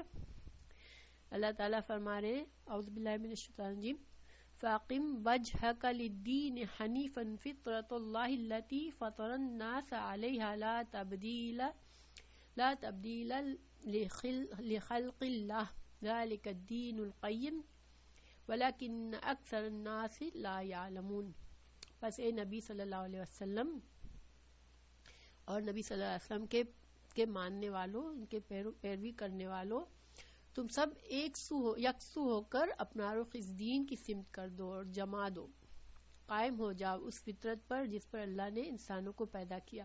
اس آیت میں اللہ تعالی ہمیں بڑے پیار سے مخاطب کر رہے ہیں کہ اللہ کے نبی کو مخاطب کیا پہلے، پھر اللہ تعالیٰ نے اللہ کے نبی کے ماننے والوں کو مخاطب کیا، اور یہ ایک پیار کا انداز ہے کہ ہمیں اللہ تعالیٰ ہمیں کیا فرما رہے ہیں کہ ہم یکسو ہو کر اس دین کی طرف جم جائیں، ہم ادھر ادھر نہ ہوتے رہیں۔ جو ہمارے اندر جو ایک بے چینی ہے، کبھی دین پر چلتے ہیں، کبھی ہٹ جاتے ہیں، کبھی ادھر مڑ گئے، کبھی ادھر مڑ گئے، تو ہمیں یکسو بن جانا ہے انشاءاللہ، اور ہمیں اس فطرت پر قائم ہونا ہے جو اللہ نے فطرت ہمیں دی ہے۔ وہ فطرت کیسی ہے کہ اللہ کے لیے فرما برداری کی فطرت ہے، تو ہم ایسے بن جائیں انشاءاللہ۔ تو یہ اللہ تعالیٰ نے ہمیں دلیل دی ہے۔ تو میں یہ ساری وضاحت میں کس لیے کر رہی ہوں کہ اوپر ہمیں اللہ تعالیٰ نے ہمیں کہا کہ اللہ تعالیٰ گواہی دیتا ہے، تو میں اس کی وضاحت کر رہی ہوں، ٹھیک ہے، کہ کہاں کہاں پہ گواہی دی ہے اللہ نے۔ پھر اللہ تعالیٰ نے چوتھی بات وہی الہی کی شہادت۔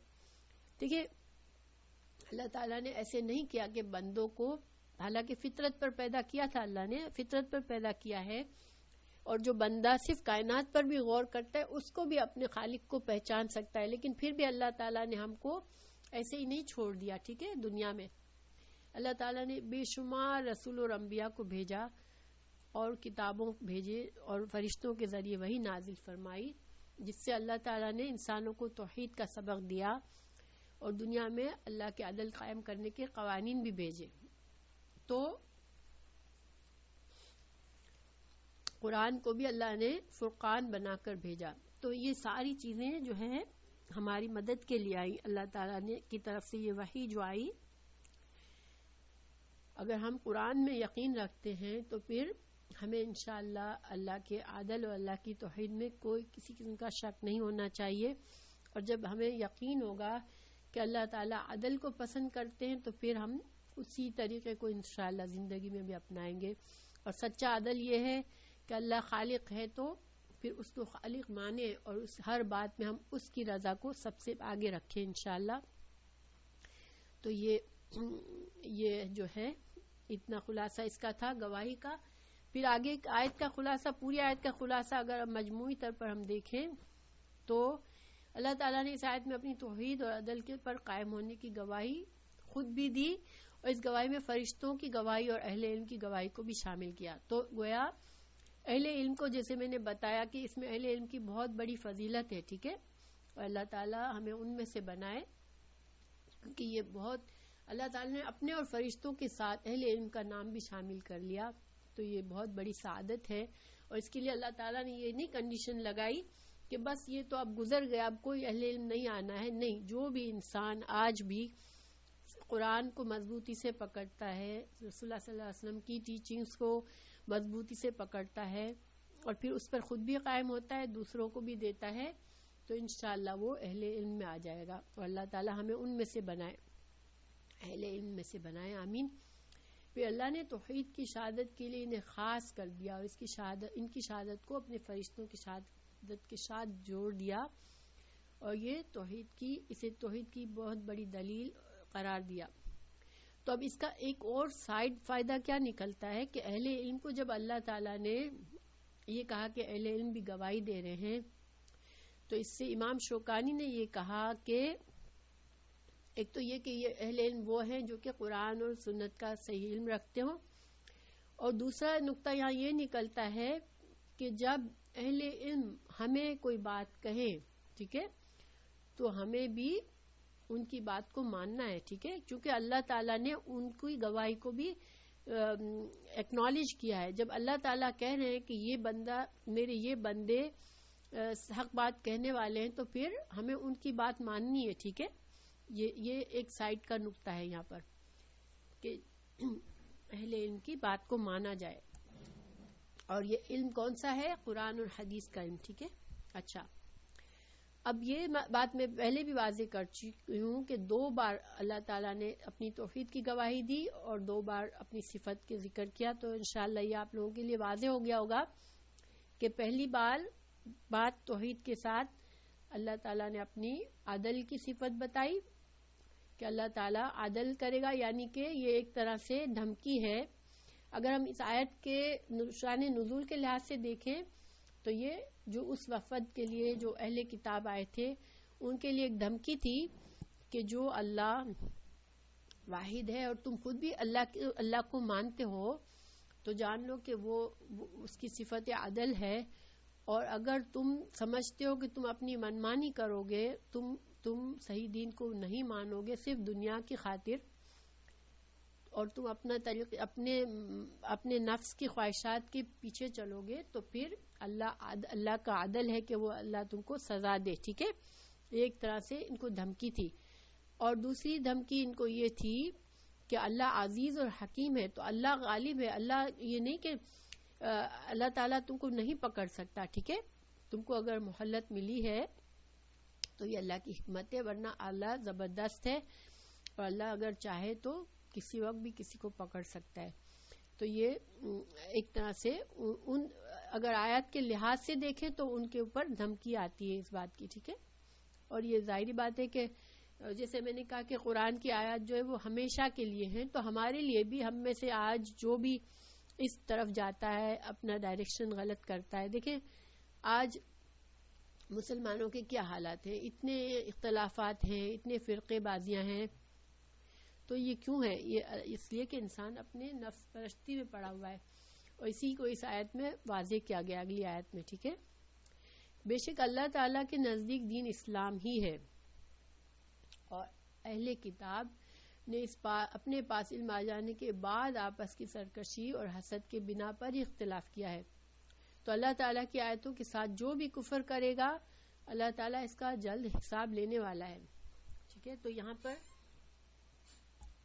ہمیں جیسے کہ پچھلے سبق سے تعلق چلتا آ رہا ہے کہ اللہ تعالیٰ یہاں فرما رہے ہیں کہ اللہ کے نزدیک دین اسلام ہے، کیونکہ یہ جو یہود اور نصارہ ہیں وہ بھی تو اپنے آپ کو اللہ کے دین پر سمجھتے ہیں نا. وہ لوگ بھی سمجھتے ہیں کہ ہم اہل کتاب ہیں، ہم اللہ کے دین پر ہیں. تو اللہ تعالیٰ نے یہاں کیا بات بتائی کہ اللہ کے نزدیک دین اسلام ہی ہے اصل، اور یہی دین ہے جو اس کو تمام پیغمبر لائے تھے. کوئی یہودیت یا نصرانیت کو لے کر نہیں آئے تھے کوئی بھی پیغمبر، ٹھیک ہے. یہ جو یہودی اور نصارہ اور نام ہے یہ تو انہوں نے خود بنا لیا اپنے، ورنہ اللہ تعالیٰ نے تو حضرت ابراہیم کو بھی مسلمان کہا، اور ہم اس کے سورہ بقرہ میں پڑھ چکے ہیں کہ حنیفم مسلمہ، وہاں حضرت ابراہیم علیہ السلام کی یہ صفت بتائی گئی تھی کہ وہ یکسو مسلمان تھے. تو پھر حضرت ابراہیم علیہ السلام کے بعد جو حضرت موسیٰ علیہ السلام آئے، حضرت عیسیٰ علیہ السلام آئے، تو ان کے ماننے والے کیسے یہود اور نصارہ بن گئے. ٹھیک ہے، تو اللہ کے نزدیک تو شروع سے دین اسلام ہی تھا. ٹھیک ہے، اور اب بھی اسلام ہی ہے. تو اب جو ہے محمد صلی اللہ علیہ وسلم اس دین کی کامل ترین شکل میں اس کو پیش کر رہے ہیں. ٹھیک ہے، تمہارے سامنے. تو اور یہ جو دین ہے یہ تمام انسانوں کو ایکچولی یہ بات بتائی جا رہی ہے کہ اللہ کا دین اسلام ہے، شروع سے یہی دین رہا ہے. تو اور دین جو ہے یہ مکمل دین ہے. تو اب یہود اور نصارہ کا یہ کہنا کہ ہم بھی تو اللہ کو ماننے والے ہیں، ہم بھی جنت میں جائیں گے، تو پھر اس کی نفی یہاں پر ہے.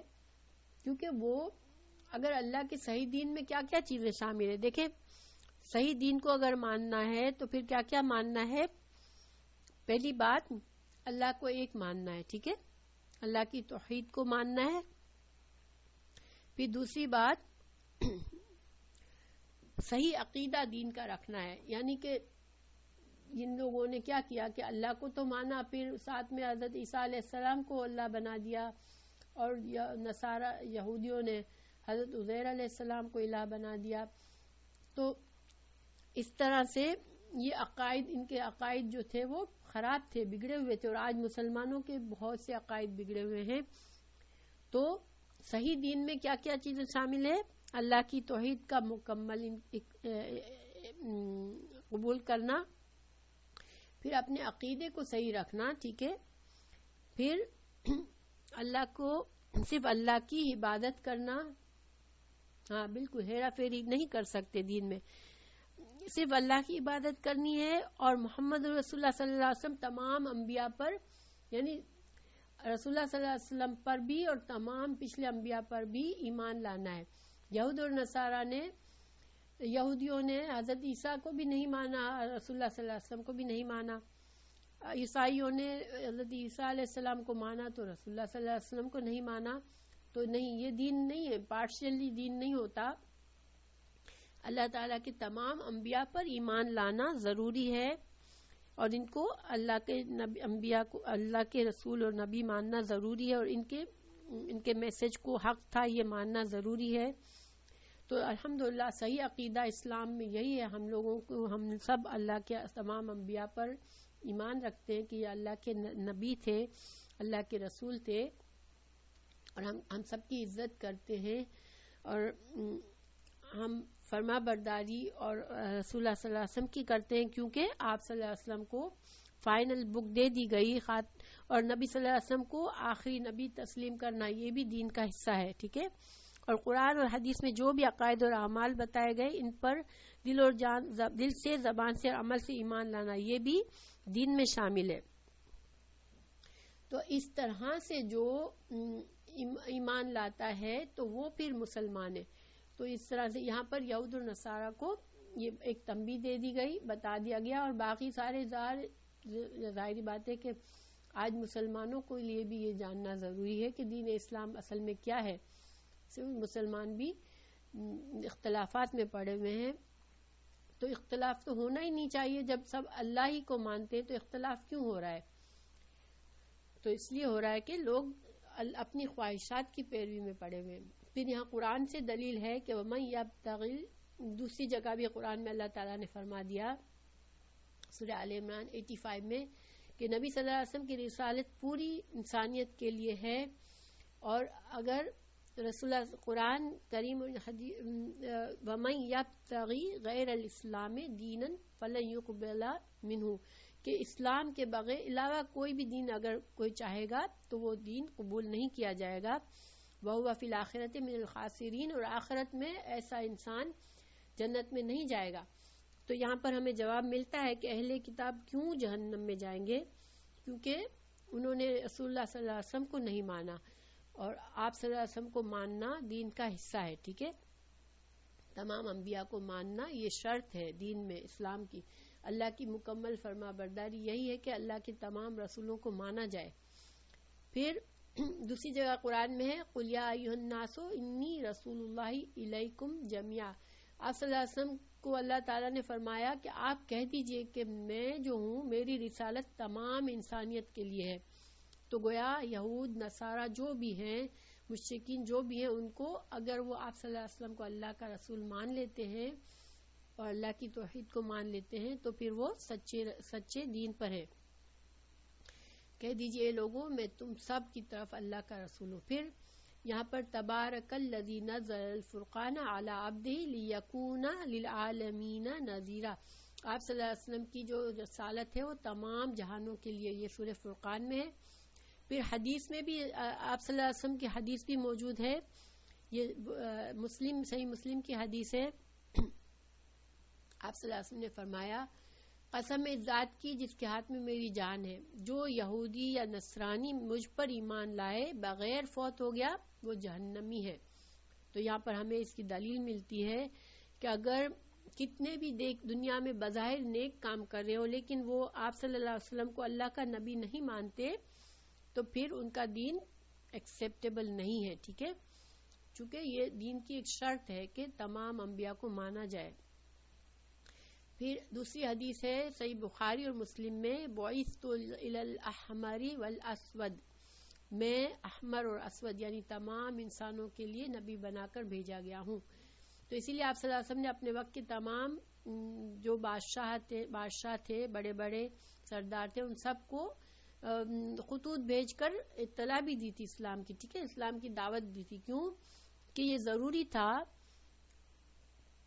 کہ سب کو بتا دیا جائے اب اللہ کے نبی آ چکے ہیں اور ان پر ایمان لانا ضروری ہے.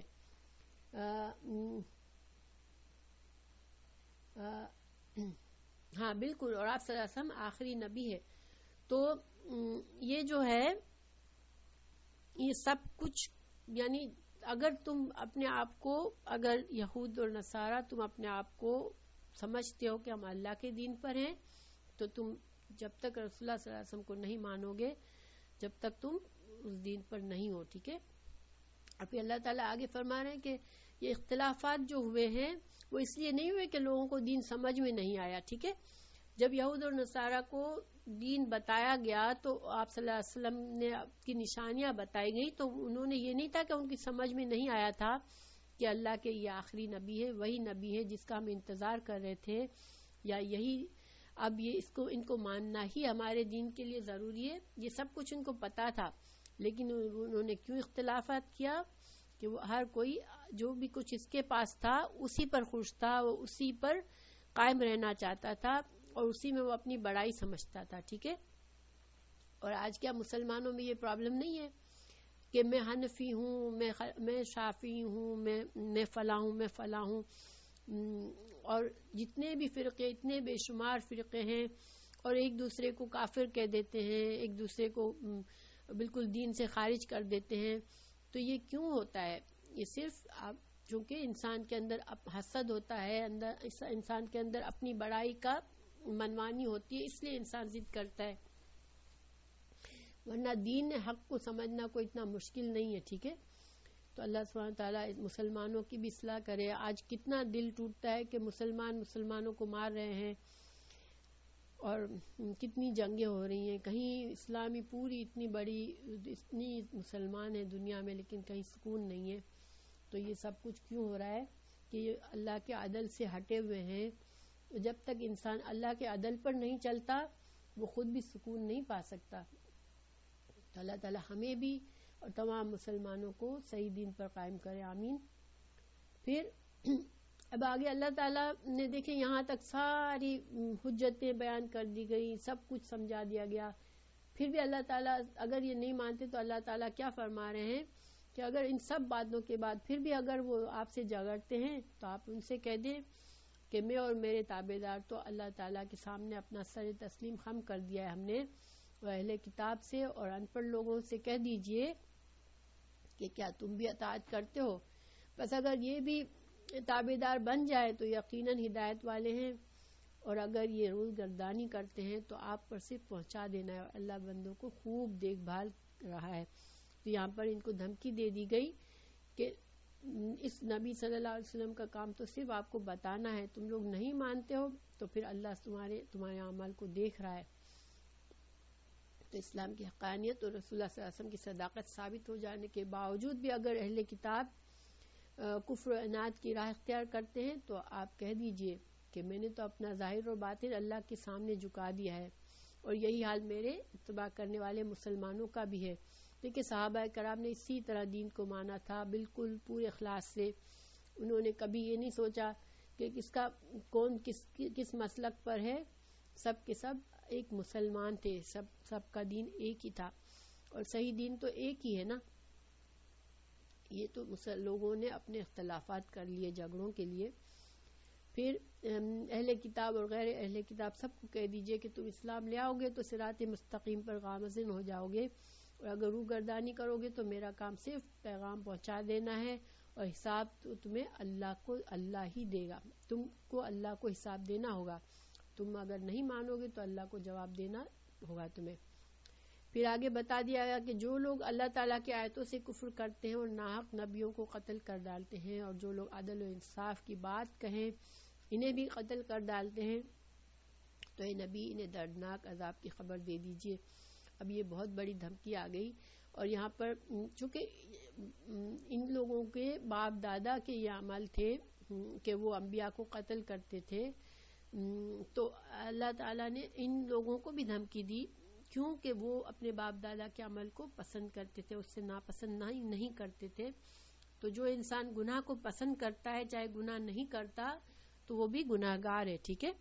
تو یہ بات ہمیں بھی یاد رکھنی ہے کہ صرف گناہ کرنا ہی گناہ نہیں ہوتا، گناہ گار کو پسند کرنا اور دل میں خواہش رکھنا اور کہ ایسا بننے کی کوشش کرنا، یا ان کو جیسے پسندیدگی کی نگاہ سے دیکھنا، یہ سب گناہ کی باتیں ہیں، اور انسان خود گنہگار ہوتا ہے۔ تو آگے اب دیکھیں کہ ان کی سرکشی اور بغاوت اس حد تک پہنچ گئی، اور انسان دیکھیں، انسان جو ہے نا جب غلط راستے پر چل نکلتا ہے نا، پھر کوئی انتہا نہیں ہوتی کہ وہ کہاں پہنچ جاتا ہے، ٹھیک ہے؟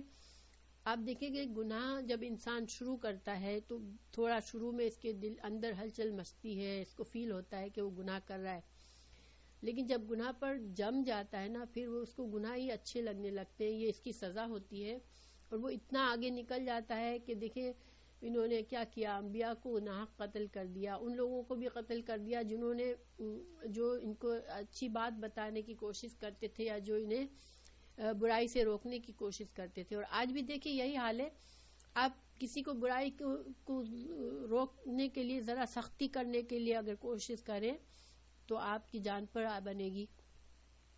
کوئی بھی صرف آپ، اور جو انسان اچھائی کے لیے کسی کو بلاتا ہے وہ تو خیر خواہ ہوتا ہے، اس کا مقصد اس کو ذاتی فائدہ نہیں ہوتا، وہ تو انسانوں کی بھلائی چاہتا ہوتا ہے، لیکن ایسے لوگ جو بہت زیادہ اگریسیولی بلاتے ہیں ان کی جان کے پیچھے پڑ جاتے ہیں لوگ۔ ہاں، کوئی سننا نہیں چاہتا کہ بھائی یعنی کہ ہر کوئی اپنے جو کچھ کر رہا ہے اس میں مگن رہنا چاہتا ہے، تو یہی یہاں پر مطلب ہے۔ اور جب انسان، یہ ایک بہت بڑی سزا ہے انسان کے لیے، جب انسان نافرمانی کا راستہ چوز کرتا ہے تو شیطان اس کا دوست بن جاتا ہے، اور جب شیطان دوست بنتا ہے تو انسان کو اپنے گناہ بہت اچھے لگنے لگتے ہیں، اس کو پتہ ہی نہیں چلتا کہ میں گناہ کر رہا ہوں، بلکہ وہ خوش ہوتا ہے اپنے گناہوں سے، ان کو اچھا سمجھ کے کرتا ہے۔ تو یہ بہت خطرناک جگہ پہ پہنچ جاتا ہے انسان، اور اللہ تعالی ہمیں محفوظ رکھے۔ دیکھیں جب تک ہمیں یہ ہوگا کہ ہم غلط کر رہے ہیں، جب تک ہم اپنے آپ کے سدھارا کرنے کی کوشش کریں گے، لیکن اگر ہمیں اپنی غلطی نظر نہیں آئے گی تو پھر ہم کیسے سدھریں گے نا؟ ایک غلطی کا احساس ہو جانا بھی ایک اصلاح کا ذریعہ ہو جاتا ہے۔ تو اللہ تعالی ہمارے اندر یہ عاجزی پیدا کر دے کہ ہم کبھی بھی اپنے آپ کو اتنا بڑا نہ سمجھ لیں کہ ہماری کوئی اصلاح کرنے کی کوشش کرے ہم اس کو بھی برا سمجھے، ٹھیک ہے؟ تو یہ بہت بڑے دکھ کی بات ہوگی اور بہت غلط بات ہوگی۔ اور آگے ہے پھر اللہ تعالیٰ نے آخر میں کنکلوژن بتا رہے ہیں کہ جو ان لوگوں کے اعمال دنیا اور آخرت میں غارت ہو گئے، ان کے کوئی مددگار نہیں، دنیا میں ان کے اعمال اس طرح ضائع ہوئے کہ اللہ نے ان کی مذمت کی، ذلیل و رسوائی کا سامنا کرنا پڑا اور قتل کیے گئے، ان کی عورتیں اور بچے قیدی اور غلام بنا لیے گئے، ان کے اموال بطور غنیمت مسلمانوں میں تقسیم کر دیے گئے، اور آخرت میں بھی اللہ تعالیٰ ان کے ثواب کو عذاب علیم میں بدل دے گا۔ دیکھیں آپ صلی اللہ علیہ وسلم کے زمانے میں صحابہ کرام سچے دین پر آ گئے تو اللہ نے ان کو اتنی بڑی بڑی کامیابیاں دی کہ اس دور کی جو بڑی بڑی حکومتیں تھیں، فارس کی اور روم کی، ان سب پر اللہ نے مسلمانوں کو غالب کر دیا۔ اور جیسے جنگ بدر میں اتنی عظیم کامیابی دی تھی، ایسی بڑی بڑی کامیابی دی اللہ نے ان کو۔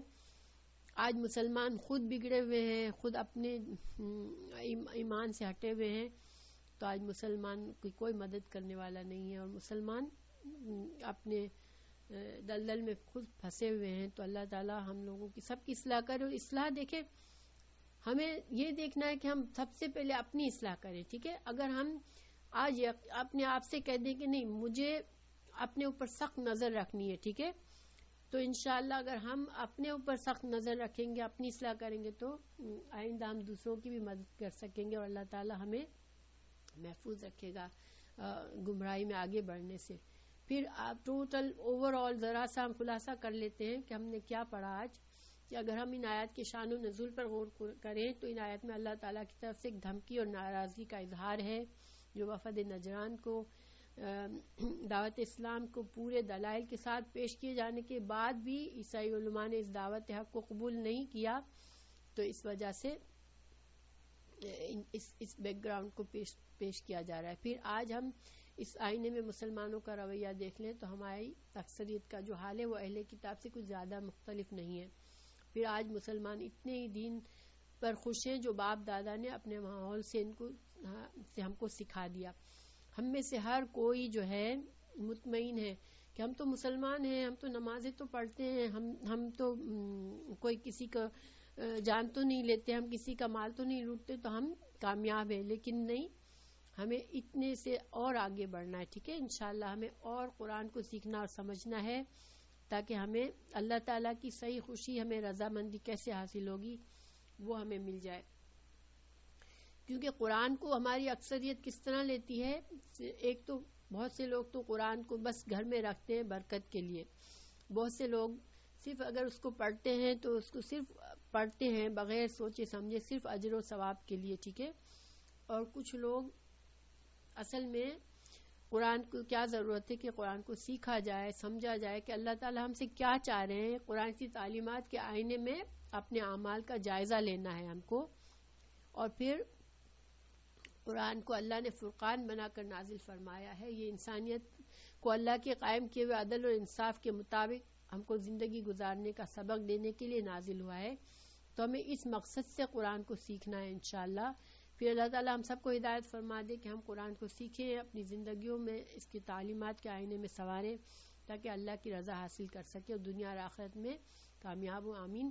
اور دیکھیں کبھی بھی اللہ تعالیٰ نے یہ سارے قصے ہمیں اس لیے نہیں سنائے کہ وہ کتنے برے لوگ تھے، یہ لوگ کیسے کرتے تھے، نہیں، اللہ تعالیٰ کا یہ مقصد نہیں ہے، وہ بھی اللہ کی مخلوق ہے اور اللہ اپنی تمام مخلوق سے محبت کرتا ہے۔ ہمیں یہ قصے صرف اس لیے بتائے جا رہے ہیں تاکہ ہم اپنے عمل کو دیکھیں، ٹھیک ہے؟ تو اللہ تعالیٰ ہمیں اپنی اصلاح کرنے کی توفیق دے، آمین۔ جزاک اللہ خیر۔ انشاءاللہ اللہ تعالیٰ ہم سے قبول کرے، اور جو مسٹیک ہوئی، جو غلطی ہوئی، اللہ تعالیٰ ہمیں معاف فرما دے، آمین۔ تو انشاءاللہ اگلی کلاس میں ملاقات ہوگی۔ السلام علیکم ورحمۃ اللہ وبرکاتہ۔ سبحانک اللہم وبحمدک، اشہد ان لا الہ الا انت، استغفرک واتوب الیک۔ السلام علیکم ورحمۃ اللہ وبرکاتہ۔